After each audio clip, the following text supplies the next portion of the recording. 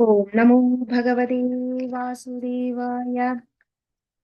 ദശകം 13, ശ്ലോക 8.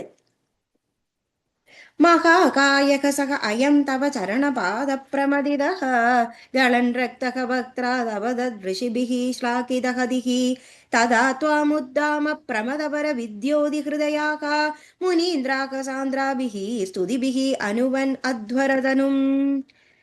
മഹാകായക, വലിയ ശരീരത്തോടു കൂടിയ, സഹ, ആ അസുരൻ, അയം, അപ്പോൾ ആ ഹിരണ്യാക്ഷൻ, തവ, ഭഗവാന്റെ ചരണ, പെരുവിരൽ, പാദ, കാലിന്റെ, പ്രമദിത, ചവിട്ടേറ്റ് ചതഞ്ഞ്, ഗളൻ, പുറത്തേക്ക് വന്ന്, രക്തഹ, ചോരയിൽ, വാത്രാർ, വായിൽ, അപദത്, തായെ വീഴുകയും, ഋഷിഭിഹി, മഹർഷിമാർ, ശ്ലാഘിത, ആ ദുഷ്ടനായ, ഹതിഹി, നിഗ്രഹത്തെ, തഥാ, ആ അവസരത്തിൽ, ത്വാം, ഭഗവാനെ, ഉദ്ധാമ, തിങ്ങി നിൽക്കുന്ന, പ്രമദപര, ആനന്ദത്തിന്റെ പെരുമയോടുകൂടി, വിദ്യോതി, ഒഴുകി ചേർന്ന്, ഹൃദയാക, ഹൃദയം പൊട്ടുന്ന രീതിയിലുള്ള സന്തോഷവന്മാരായി, മുനീന്ദ്രഹ, മുനിമാർ, സാന്ദ്രാഭിഹി, വളരെ അർത്ഥമുള്ള സ്തുതിഭിഹി, സ്തുതി സ്തോത്രങ്ങൾ, അനുവൻ, പറയുകയും, അധ്വരതനും, വരാഹമൂർത്തിയെ യജ്ഞസ്വരൂപനായി കൽപ്പിക്കുകയും ചെയ്തു.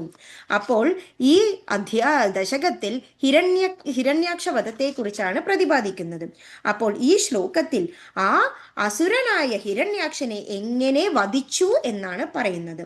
അപ്പോൾ ആ ഹിരണ്യാക്ഷൻ വളരെ വലിയ ശരീരം കൊണ്ട്, ആ അസുരൻ ആ ഭഗവാന്റെ പെരുവിരൽ, കാലിന്റെ പെരുവിരലിന്റെ ചവിട്ടേറ്റ്, അങ്ങനെ വായിൽ നിന്നും ചോര പുറത്തേക്ക് വന്ന് താഴേക്ക് വീഴുകയും, അത് കണ്ടിട്ട് മഹർഷിമാരൊക്കെ ആ ദുഷ്ടനിഗ്രഹത്തെ കണ്ടിട്ട് വളരെ സന്തോഷവാന്മാരായി, മനസ്സിൽ മുഴുവൻ, ഹൃദയത്തിൽ അങ്ങനെ ആനന്ദത്തോടു കൂടി തിങ്ങി നിറഞ്ഞ് അങ്ങനെ വളരെ സന്തോഷവാരായി തീരുകയും, അങ്ങനെയുള്ള മുനിമാർ വളരെ അർത്ഥമുള്ള സ്തോത്രങ്ങളൊക്കെ സ്തുതിച്ചുകൊണ്ട് വരാഹമൂർത്തിയെ യജ്ഞസ്വരൂപനായി കൽപ്പിക്കുകയും ചെയ്തു.